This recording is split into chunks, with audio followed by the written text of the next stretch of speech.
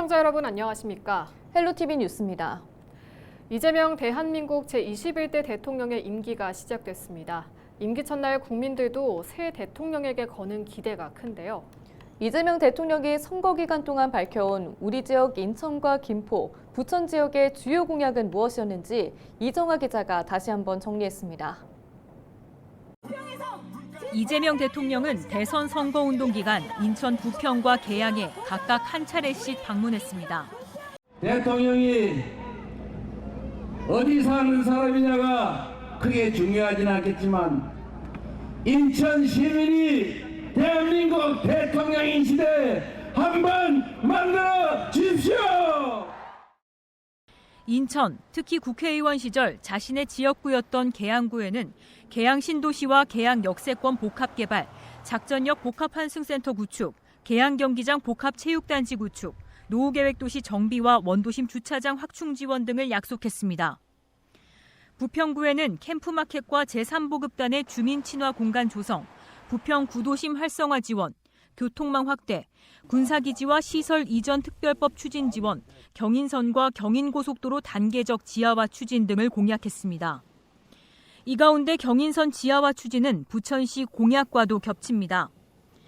부천에는 경인선 지하화 추진을 비롯해 K반도체와 의료 바이오메카 첨단 복합단지 조성 지원, 충청과 호남권을 연결하는 준고속열차 소사역 정차 추진, 수도권 광역급행철도 GTX-D 추진과 종합운동장 역세권 조성, 통합 재건축 등 주거환경 개선, 제2경인선 옥길 범박 경유 추진 지원 방안 모색 등을 공약으로 내걸었습니다.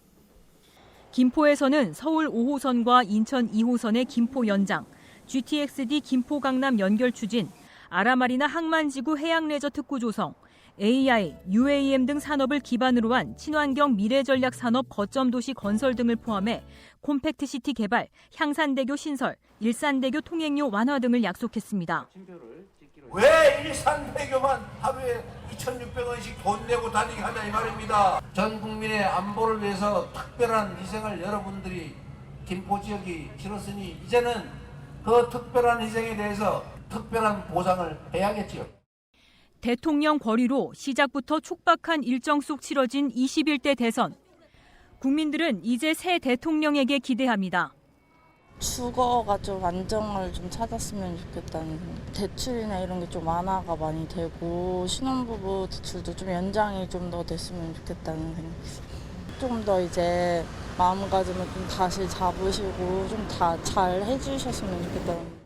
아무래도 뭐 이런 월세 측면도 너무 비싸고요. 자재값도 솔직히 제가 부담하기에는 너무 힘들어서 앞으로는 조금 더 젊은 청년들도 쉽게 사업할 수 있도록 정부 정책이나 아니면은 지원금이나 이런 거를 조금 더 유효하게 풀어주셨으면 너무 고마울 것 같아요. 헬로티비 뉴스 이정아입니다. 제21대 대통령 선거가 끝난 가운데 이재명 대통령의 지역구인 계양을 국회의원 재보궐선거에 대한 관심이 높아지고 있습니다.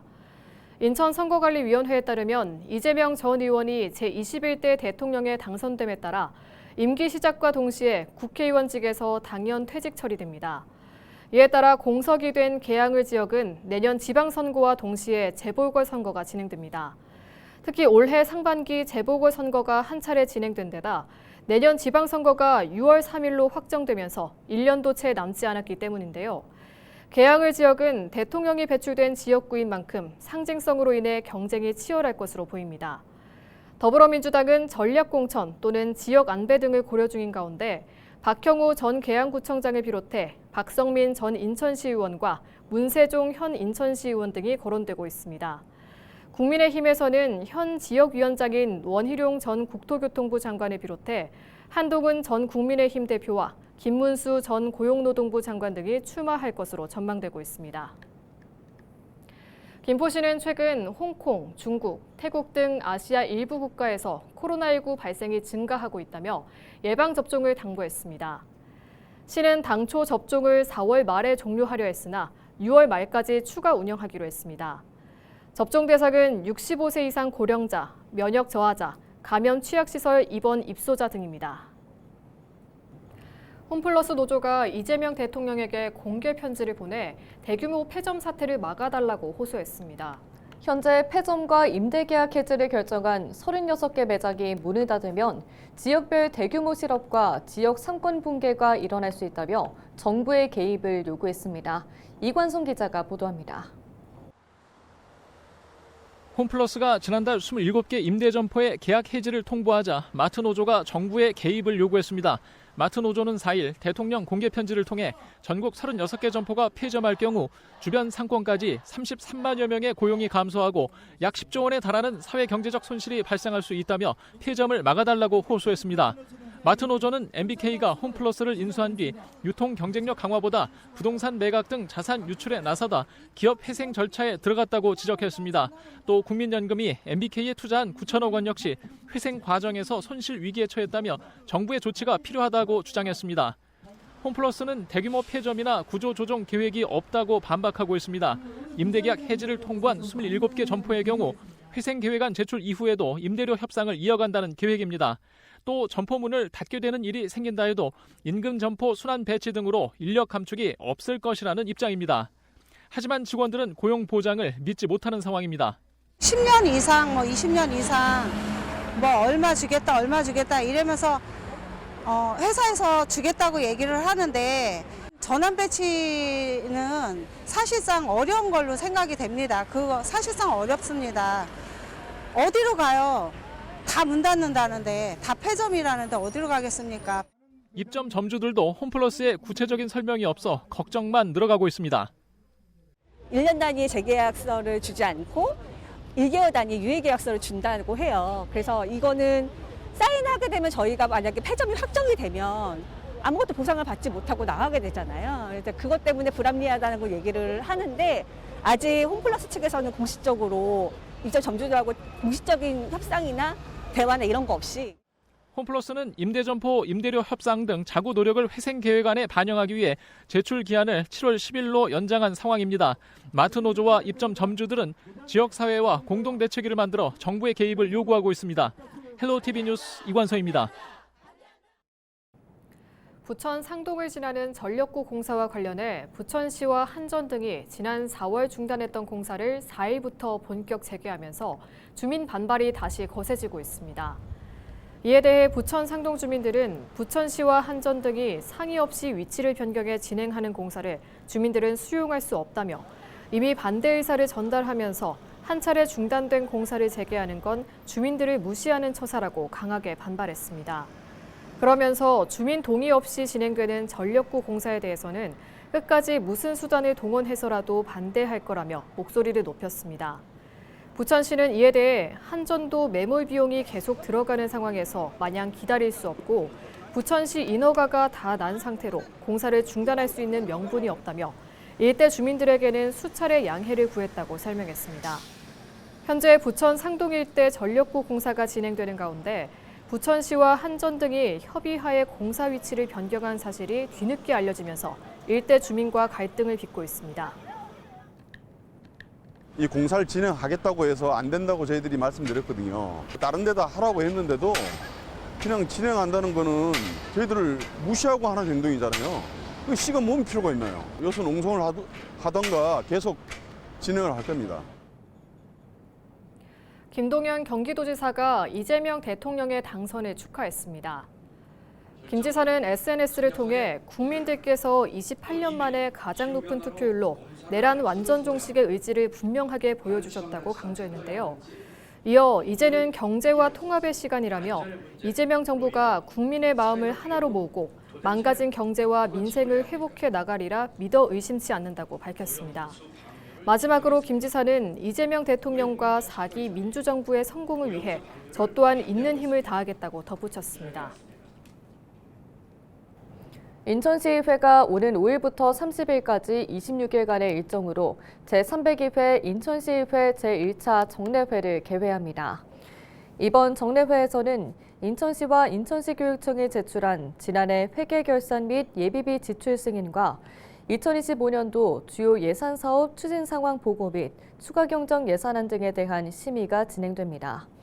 또 제9대 인천시의회 후반기 제2기 예산결산특별위원회 및 윤리특별위원회 위원 선임도 함께 있을 예정입니다.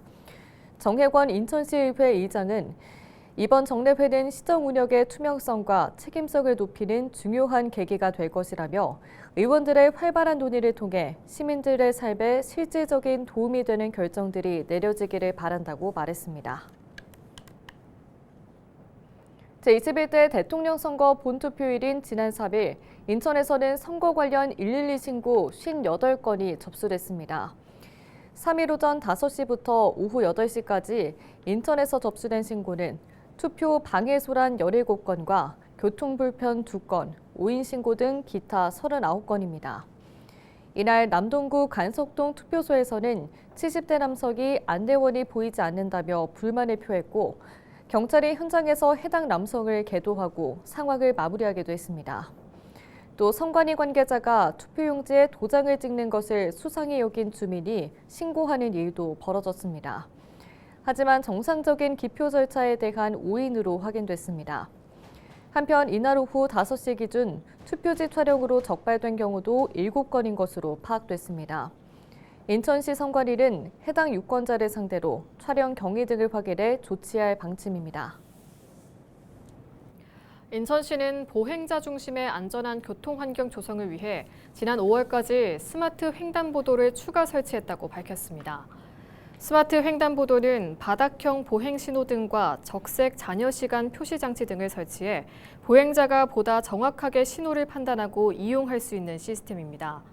시는 지난 2021년부터 지난해까지 어린이 보호구역과 보행사고 다발 구간의 횡단보도를 중심으로 234곳에 스마트 횡단보도를 설치했습니다. 올해는 작전역 사거리 등 3개 교차로 주요 지점 11곳에 바닥형 보행신호등 설치를 완료했습니다. 시는 앞으로도 시민 체감형 스마트 교통정책을 중심으로 보행자 안전 강화를 위한 다양한 시책을 지속 추진할 계획입니다.